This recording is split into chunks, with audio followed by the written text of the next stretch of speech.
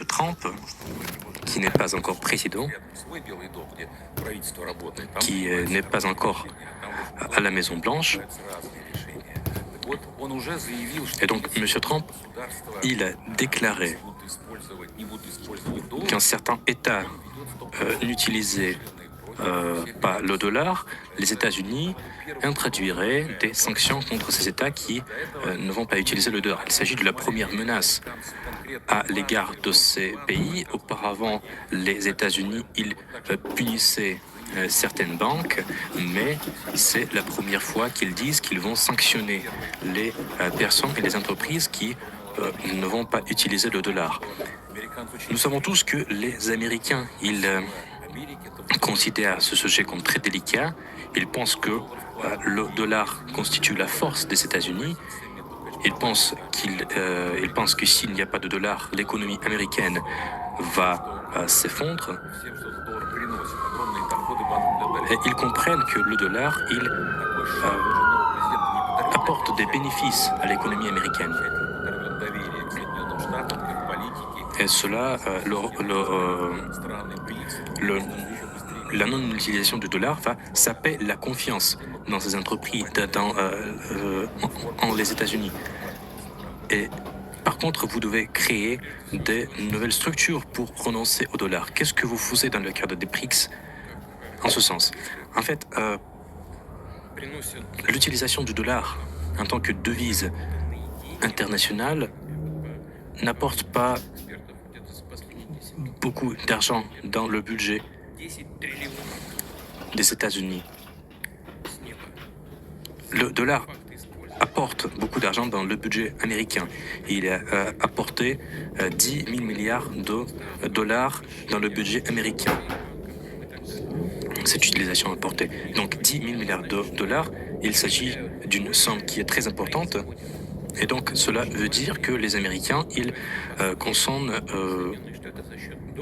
plus qu'ils produisent. Et donc les États-Unis, en utilisant le dollar, ils continuent à exploiter les économies du monde entier pour leurs propres bénéfices. Et je suis d'accord avec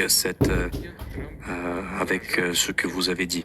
Vous avez également dit que le président Trump a voulu introduire des sanctions contre les pays qui ne vont pas utiliser le dollar. Autant que je comprenne, il ne l'a pas dit. Mais autant que je comprenne,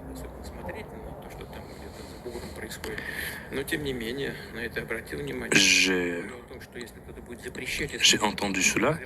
Il a dit que si certains pays ne vont pas utiliser le dollar, M. Trump va réagir. Ce sont deux choses différentes. Il n'a pas dit punir, il a dit réagir. Et donc, c'est la deuxième chose. Et troisièmement, M. Trump, qui sera président, il n'était pas président à la Maison-Blanche ces 4 dernières années. Et pendant ce temps, il y a eu des changements significatifs dans l'économie mondiale et dans l'économie américaine. Et le gouvernement américain a fait beaucoup pour saper le rôle du dollar en tant que devise internationale. Ils l'ont fait par leurs propres mains et ils l'ont fait en utilisant le dollar en tant que moyen de lutte armée. Ils ont utilisé le dollar pour nuire aux intérêts de certains pays que le gouvernement américain considère comme des ennemis. Ils ont commencé à introduire des restrictions et compte tenu du fait que le rôle américain dans l'économie mondiale se réduit, l'influence du dollar se diminue et se réduit également, et ils vont utiliser par conséquent d'autres moyens.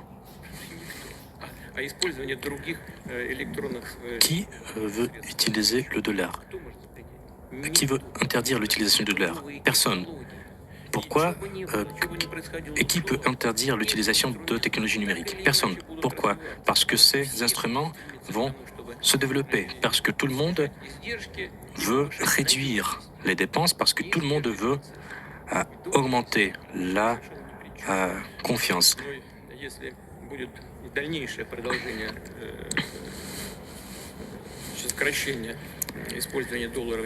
Et si le monde va poursuivre la non-utilisation du dollar, cela va saper la puissance économique des États-Unis.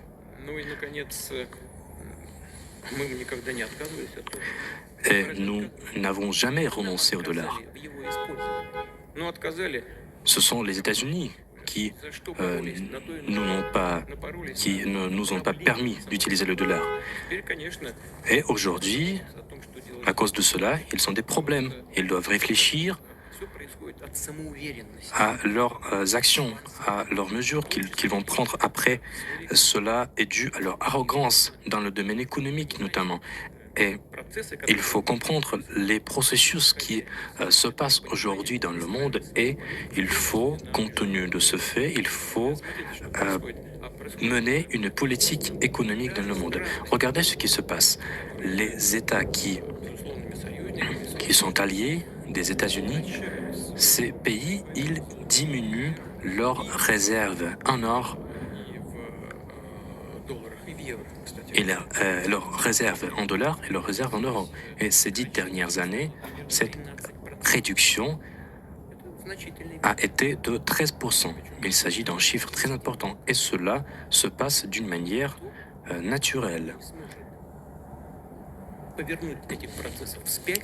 Et personne ne pourra le changer, notamment à l'aide de sanctions et à l'aide de moyens qui sont destructeurs.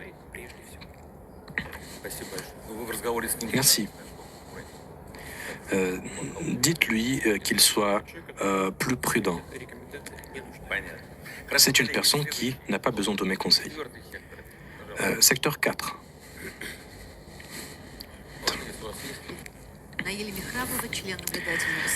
Naïlia Mikhabovna, je représente l'Azerbaïdjan. Monsieur le Président, merci pour votre discours. Merci d'être avec nous aujourd'hui. À votre avis, quelles sont les perspectives de l'utilisation du potentiel des BRICS pour créer une infrastructure numérique moderne? Est-il possible, dans ce contexte-là, de créer un système de paiement international? Monsieur le Président, est-ce que les personnes qui développent un tel système peuvent bénéficier de votre soutien? C'est un sujet qui est très intéressant. Nos collègues des BRICS, ils attachent une importance particulière à ce sujet.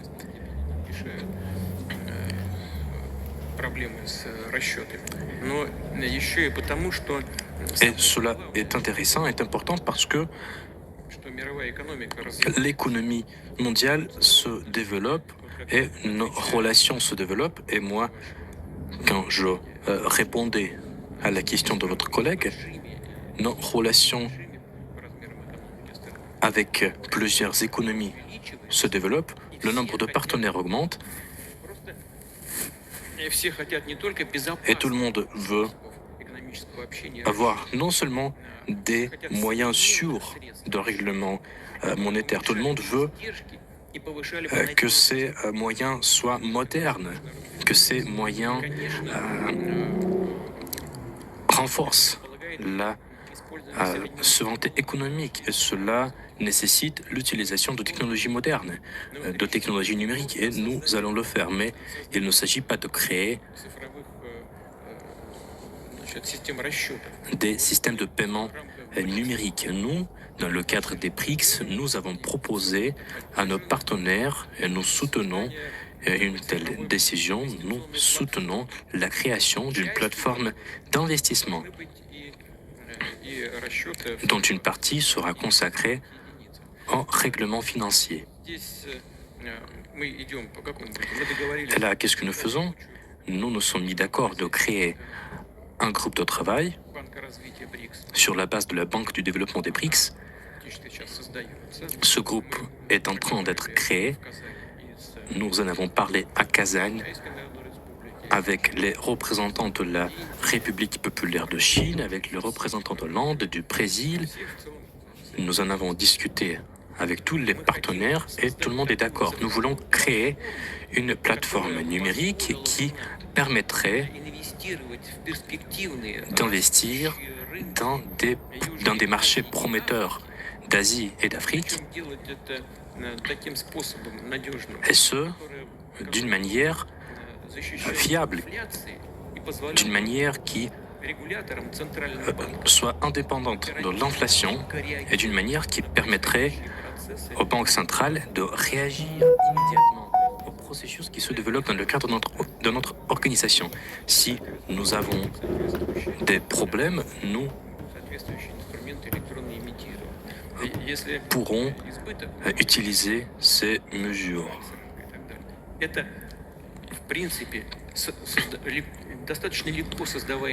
Et en fait, c'est un instrument qui est facile à créer, mais il faut parler des modalités de sa création, il faut parler des investissements dans tel ou tel projet.